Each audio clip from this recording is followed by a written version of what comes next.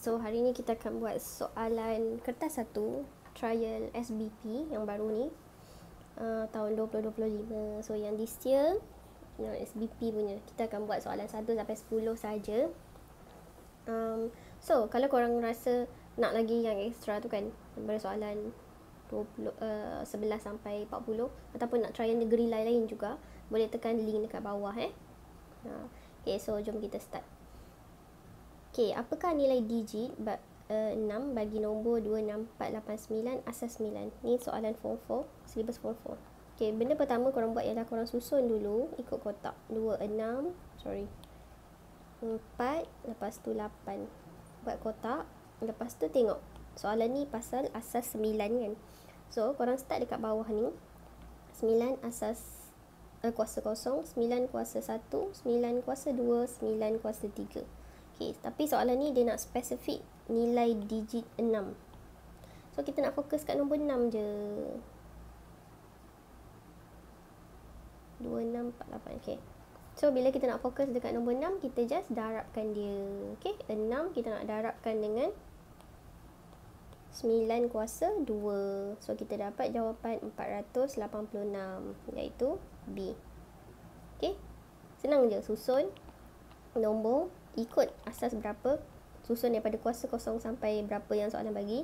Tapi soalan ni fokus kat 6, tengok dekat digit 6 je. Okay, next kita nak buat soalan form 4 juga, asas nombor. So ini soalan ni kita nak tambah. So cara dia senang je, korang susun je macam bentuk lazim. So kita nak tambahkan dengan 3, 5, 6. Okay, so bila kita nak tambah asas, pastikan asas dia sama. So kalau case ni asas dia sama, iaitu asas 7. Okay, so jom kita tengok. So, yang pertama, 4 tambah dengan 6. So, 4 tambah 6, kita dapat 10 kan? Kita tak boleh letak kosong sini naik 1 Itu, kalau yang sekolah rendah kita belajar tu, itu memang soalan dah asas 10. Sebab tu boleh. Tapi soalan ni dalam asas 7. Lain sikit.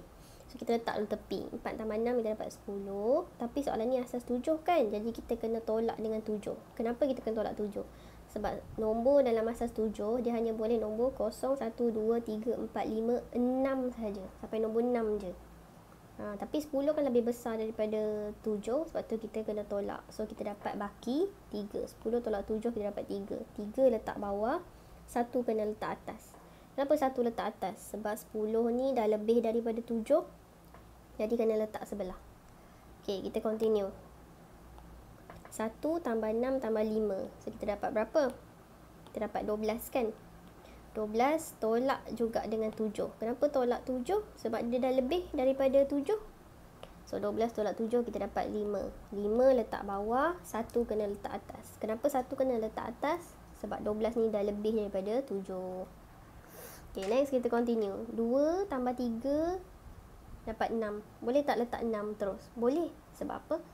Kan asas 7, dia mesti nombor yang kurang daripada 7. 6 kan kurang daripada 7, so boleh terus tambah macam biasa. Kat sini 1. So jawapan yang kita nak ialah 1653 asas 7. Jadi jawapan kita ialah D.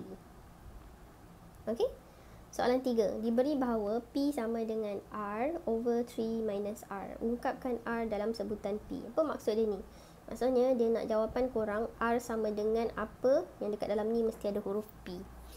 So, kalau korang perasan, jawapan korang semua R sebelah kiri. Okay, so jom kita try. Yang ni ramai yang macam susahnya nak buat lah apalah kan. Ambil masa sikit je. Tapi insyaAllah boleh buat. So, P sama dengan R bahagi dengan 3 tolak R. So, apa kita buat? Kita nak pindahkan semua ni 3 tolak R ni pergi pindah sebelah. Kita nak darabkan dia. So, kita dapat P buka bracket 3 tolak R sama dengan R. Lepas tu korang kena darab dalam. P kena darab dengan 3, P kena darab dengan negatif R. So kita dapat P darab 3 dapat 3P. P darab negatif R dapat negatif PR sama dengan R. Okay. So next kita nak kumpulkan R dengan R, P dengan P. Tapi kalau korang macam nak pindah R ni pergi sebelah kiri, sebab kat sini kan R sebelah kiri kan, nanti korang akan banyak main dengan negatif. So tak apa, kita nak pindahkan R tu ikut geng dia je. So kita nak pindahkan negatif PR ni pergi pindah sebelah. Dia akan jadi R positif PR kan. Yang sebelah sini masih maintain ada 3P. Okay, apa kakak buat kat sini? Kakak just pindah je negatif PR, pindah sebelah kanan. Jadi positif PR. Okay, next. Kita nak kumpulkan R sahaja. Yang ni nak buat faktor kan? Tahu tak faktor? Waktu form 2. Okay, ini kakak tunjuk sikit. So, bila soalan tu R tambah PR, macam mana kita nak kumpulkan R? Kita nak kena bahagi dengan R dulu. Semua ni kita nak bahagi dengan R. Okay? So, bila R bahagi dengan R, kita dapat 1. Tambah. Bila R bahagi dengan R, yang tinggal hanya P. Macam tu lah kita faktorkan. So, dekat luar ni, jangan lupa luar bracket letak R. Sebab apa? Kita bahagi dengan R tadi. So, kita letakkan dekat luar. So, kita siaplah perfaktoran kita. R sama dengan 1 tambah dengan P. Okay, tapi kita nak R sahaja. Jadi, yang ini kita kena pindah. Semua tu kita bawa pindah sebelah. So, dia jadi bahagi. So, 3P bahagi dengan 1 tambah P. Tapi tengok jawapan semua sebelah kiri kan. R dia. Jangan risau. Kita just tukar tempat je. Tak ada masalah. Jadi R kita pindah tempat. Pergi sebelah kiri. Yang 3P bahagi 1 tambah P ni kita pindah sebelah kanan. Ingat, yang simbol jangan ubah apa-apa. They still the same. So, dapat jawapan D. Okay. So, kalau korang masih struggle topik ni, pergi study balik dekat formal form 2. Yang ni perfaktoran kalau tak silap kakak form 2. Okay. So, next. Soalan 4. Rajah 1 menunjukkan sebuah pentagon sekata PQRST dan QRU ialah garis lurus. Okay. Jangan ingat dia type dekat atas tu tak ada apa-apa makna. Please. Setiap arahan dia bagi tu ada clue yang dia nak cerita kat korang. Okay, apa clue dia kat sini? Pentagon sekata PQRST. Maksudnya pentagon kena tahu 5 sisi. So, kita nak check. Macam ni lah. 1, 2, 3, 4, 5. Apa maksud sekata? Maksudnya dia sama sisi. Panjang ST sama dengan panjang TP, sama dengan PQ, sama dengan QR, sama dengan SR. Itu maksud pentagon sekata. Next clue dia bagi. QRU ialah garis lurus. Ini ialah garis lurus. Bila nampak je perkataan garis lurus, kena ingat dalam otak sudut dia ialah 180. Garis lurus je, ingat 180. Itu semua clue. Clue yang korang kena ingat, yang boleh bantu korang untuk jawab soalan. Okay, so next dia kata hitung nilai bagi X tambah Y. Okay, so kakak padam balik semua ni. So sekarang kita nak cari nilai X. Okay, kita nak cari nilai X kat sini. Macam mana kita nak cari ni? So, kita boleh guna clue dekat sebelah dia. Tapi macam mana nak guna kat sebelah dia? Inilah formula ni, pentagon sekata ni. Nak cari nilai dekat sebelah tu, korang boleh guna formula. Formula ada bagi tau dekat formula booklet. Tolong pandai-pandai lah. Check balik. Untuk pentagon sekata. So, kita nak cari sudut dalam. Formula dia ialah, kita nak cari dekat sudut SRQ tu. Okay, formula dia, kita ambil berapa bilangan sisi. Ada berapa? 1, 2, 3, 4, 5. So, ada 5 sisi, tolak 2, darab 180, bahagi dengan 5. Okay, kenapa kita nak bahagi 5? Sebab kita nak cari 1 je kat tepi ni. Sebab tu kita kena bahagi 5 sisi. So, kita dapat jawapan 108. Apa maksudnya? Okey, maksudnya dekat corner ni dapat 108, dekat corner ni dapat 108, dekat corner ni dapat 108, dekat corner ni dapat 108, dekat corner ni dapat 108. Okey, itu clue yang pertama. Tapi tadi kan dia dah bagi ni QRU ialah garis lurus ni. So maksud dia tengah bisik kat korang, weh, jawapan dia ada kat sini. Korang tahu total garis lurus ialah 180. Lepas tu dekat sini kan tadi ada X. Dekat sini tadi kan kita dah jumpa 108. Ni kakak zoom dekat kawasan ni ke sini. So apa dia nak cerita kat korang ialah bila X tambah dengan 108 dapat total 180. So, X tambah 108 sama dengan 180. Nak dapatkan X 180 tolaklah dengan 108. Korang akan dapat X 72. Okay, so dah settle X. Next, kita nak kira Y pula. Okay, untuk kira Y ni, dia punya clue kakak nak bawa keluar yang ni. Okay, untuk dapat Y pula. Jauh sangat beza gambar rajahnya. Okay. So kat sini kita tahu, kat sini ada 108. Sekejap, sini P, sini Q, sini R. So kakak zoom in yang ni. Allahu Akbar. Kakak zoom yang ni ke sini. Korang fokus kat sini lah. Okay, so kat sini Y. So, ingat tak tadi dia cakap pentagon sekata? Apa formula sekata? Apa clue dekat sekata ni? Sekata maksudnya sama sisi. Ini ST sama panjang dengan TP, TP sama panjang dengan PQ, PQ sama panjang dengan QR, QR sama panjang dengan SR. So, bila dia sama panjang, sini sama dengan sini, maksudnya sisi dia pun sama, sudut dekat bawah tu. Bila sisi sama, sudut dekat bawah dia pun sama. Ini akan sama dengan sini. Jadi, kalau sini Y, maksudnya sini pun Y. Itulah dekat dalam soalan dia memang dah ada clue. Korang kena pandai extract je. So, satu triangle total dia berapa? 180. Jadi, maksudnya Y tambah 108, kita akan dapat 180. Y tambah Y, kita dapat 2Y. 180. Ini kan positif, minus sebelah dia akan jadi negatif 108. So, kita dapat 72. Tapi kita nak Y saja kan? 72 bahagi dengan 2. Y kita dapat 36. Okay, dah siap. Tapi soalan minta X tambah dengan Y. Jadi X kita 72 tambah dengan Y kita 36. So, kita akan dapat 108. Okay, so jawapan yang kita nak ialah C. Kalau rasa macam tak faham, boleh ni balik lah. Tengok balik video ni. Okay, tapi macam kakak cakap, dekat ni ada banyak clue dia yang korang kena faham. Okay, next soalan 5. Rajah 1 menunjukkan pengagihan gaji bulanan Faris. Tentukan nisbah pelaburan kepada perbelanjaan Faris. Beri jawapan dalam bentuk termudah. Okay, kita daripada sini, kita tak tahu pun berapa gaji dia kan. Tak ada pun dia bagi. Tapi, jom kita tengok. So, dia cakap nisbah pelaburan kepada perbelanjaan.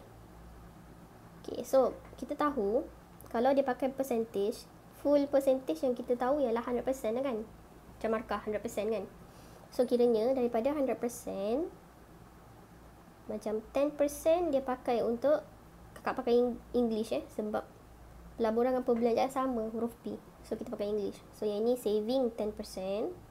So, pelaburan dia maybe 25% dekat sini investment. Jadi, yang baki dia ialah dia punya expenses. Nah, itu maksudnya dalam satu bulatan penuh ada 100%. Jadi, kita nak ambil, kalau 10% dah pakai untuk gaji. So, kat sini dia dah pakai 10%. Investment dia dah pakai 25%. So, the rest of salary tu, maksudnya kita tolak je lah. 100%, tolak 10%, tolak 25%.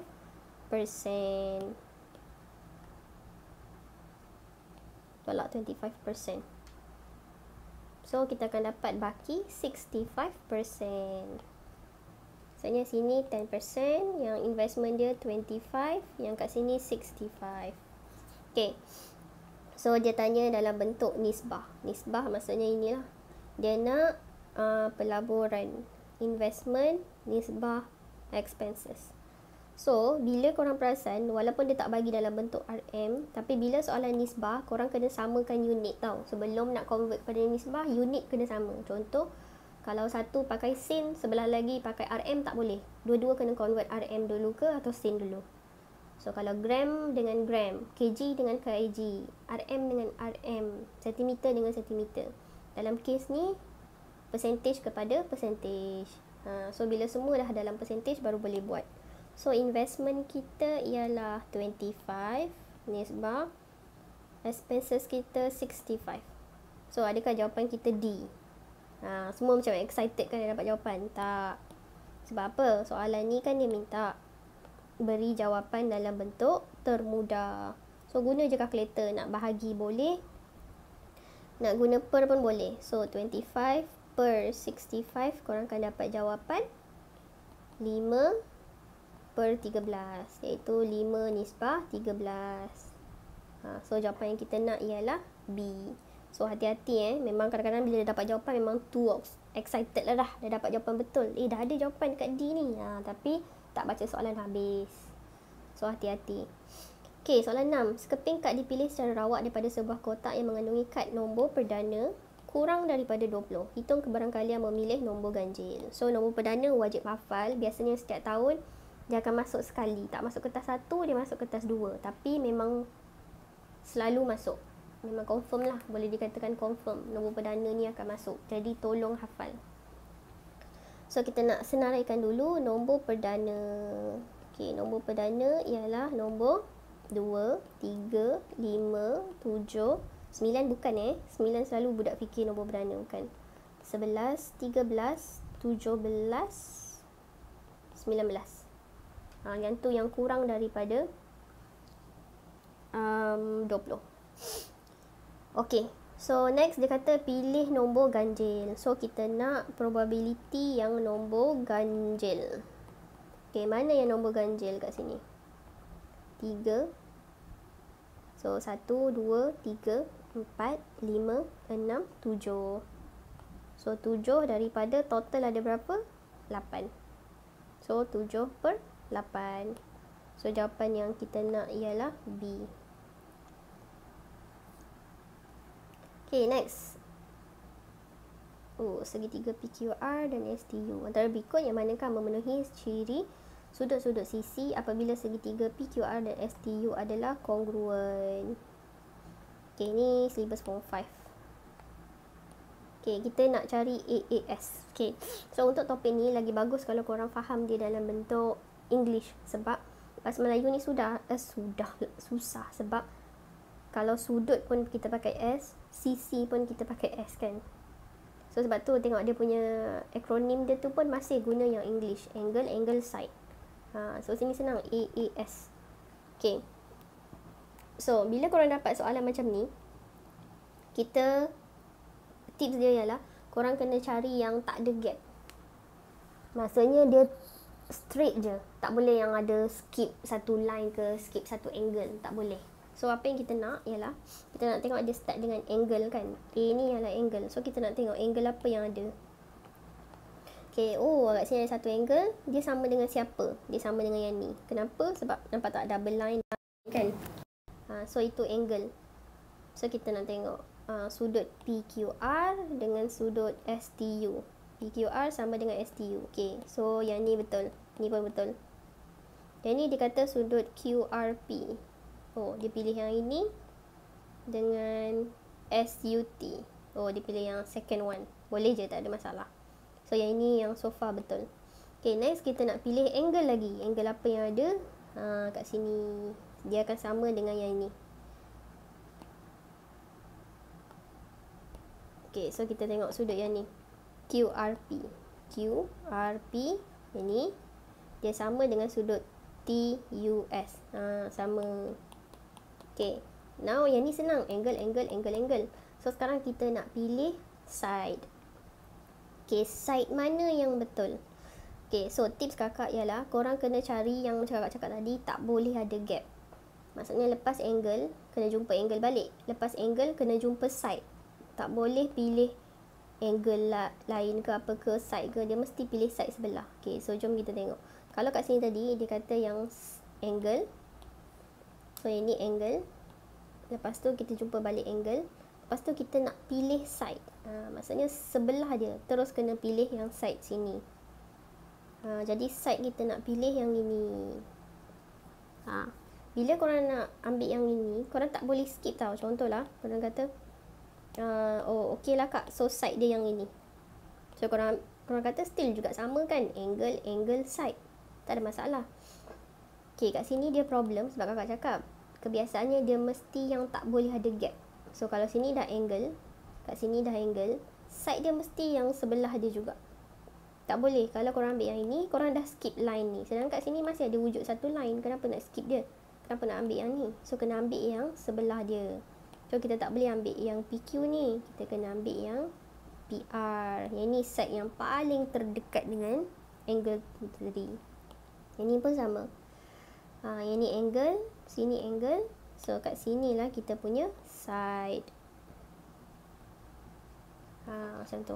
So side kita ialah PR sama dengan SU. Yang ni.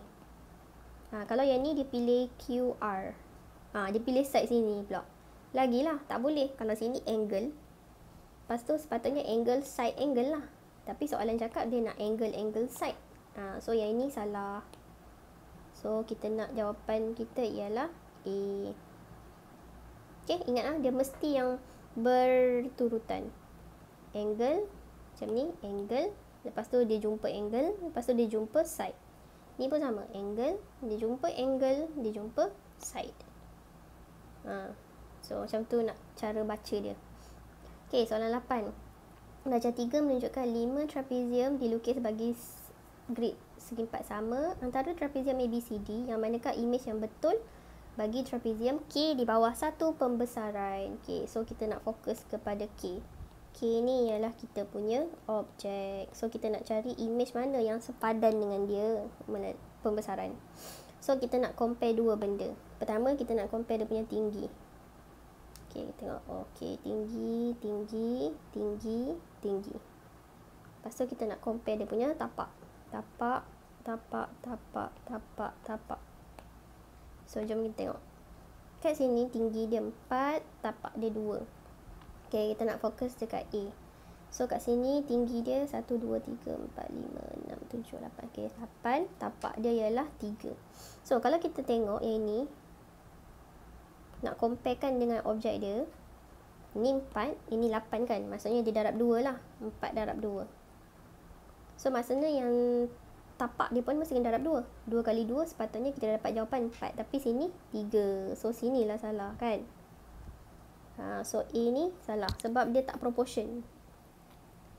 So kalau dia membesar 2 kali ganda, sepatutnya dia punya tapak pun membesar 2 kali ganda lah.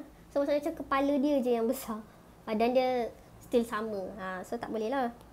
So macam tu kita nak tengok dia sama ke tidak. Okay. Okay, next kita nak try B pula. Okay, yang B tapak dia 2. Okay, so maksudnya sama je lah 2 dengan 2. So sepatutnya tinggi dia kena 4 lah kan. Sebab kalau sama 2, 2. So sini sepatutnya sama lah dengan ni 4. Tapi kat sini kenapa dia punya tinggi dia 2 je. So ini pun salah. So B salah. Next kita nak tengok C. So tapak dia kat sini 4. Ini 1, 2, 3, 4, 5, 6. 6. Okay, macam mana 2 boleh jadi 4? Maksudnya dia darab 2 lah kan. So kat sini pun kena darab 2 lah. 4 kali 2 sepatutnya 8. Tapi kenapa sini 6? Ni pun salah. So C salah. So next kita tengok ini 2, sini 4. Kita tengok. Tapak dia 2. Tapak dia 2. Tinggi dia 4. Sini 4 juga. So sama. Maksudnya K tu dia sepadan je. Sama dengan D. Dia tak ada membesar 2 kali ganda ke 3 kali ganda ke tak. So jawapan yang kita nak ialah D. Okay. So next soalan 9. Okay, rajah 4 menunjukkan 2 graf fungsi kuadratik. Fx sama dengan negatif mx square tambah 5 dan gx negatif 4x square tambah 5 dilukis pada paksi yang sama. Apakah julat nilai yang mungkin bagi m? So dekat sini kita tengok. Okay, bila korang nampak soalan dia yang ada negatif kat depan, negatif ni just tunjukkan graf tu senyum atau sedih. Kalau depan dia positif, depan A ni, depan x square tu positif, kita akan dapat graf senyum. Kalau negatif, kita akan dapat graf sedih. So dalam kes ni kita dapat graf sedih lah. Tapi kita nak comparekan nilai M tu. Nak comparekan dengan nilai 4. M dengan 4. So kat sini kakak ada tunjuk. Dia kata bagi graf kuadratik, semakin kecil nilai A, semakin lebar lengkuk graf fungsi kuadratik. So kita nak ambil contoh yang ini. So dia kata nilai A2 ni dengan sini nilai A1. Yang ini kan A2, yang dekat dalam ni untuk A2, yang dekat luar ni A1. Nampak tak? Nilai A1 lebih kecil daripada A2. So, bila kita tengok A1 kecil, dia punya bukaan dia lebih besar, lebih luas. Tapi kalau yang A2 ni kan lagi besar, tapi lagi kecil pula graf dia. So, kita kena fikir yang bila A ni kecil, dia punya bukaan tu lagi besar, lengkuk dia lagi besar. Maksudnya, kalau kat sini 4, kalau yang kat sini mesti lagi kecil daripada 4 lah. M ni mesti lagi kecil daripada 4. Boleh jadi 3, boleh jadi 2, boleh jadi 1. M tu. Sebabnya kalau 4 dekat dalam kecil je. Tapi yang dekat luar ni dia mesti nombor yang lagi kecil. Maksudnya nilai dia lagi kecil daripada 4. So apa yang boleh? Yang A. M dia mestilah lebih kecil daripada 4. Dia boleh nombor 3 ke, 2 ke, 1 ke. Macam tu. Ini tak ada kiraan tapi dia properties saja. Okey, dah pergi ke soalan 10. So, kalau korang mencari soalan model trial negeri yang ada jawapan macam ni, dah ada ajar step by step. Nanti korang nak buat revision sangat senang. Ikut negeri.